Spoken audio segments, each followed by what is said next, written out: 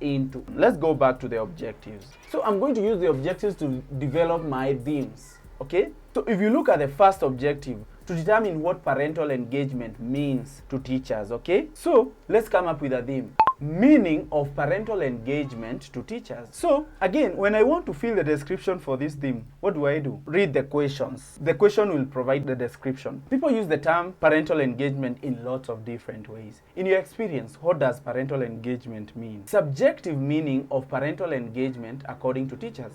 So you can see, the theme is meaning of parental engagement to teachers. The description is subjective meaning of parental engagement according to teachers. Let's look at another objective. Another objective is to highlight the most effective forms of parental engagement.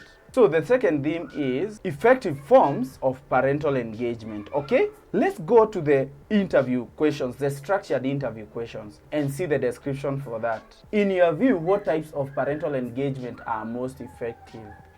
Teachers' views of the most effective forms of parental engagement, okay? Now, let's go to the objectives again to determine whether teachers prioritize parental engagement. So I can have a theme called prioritization of parental engagement. Whether parental engagement is a priority for the interviewed teachers. So you can see what I'm trying to do.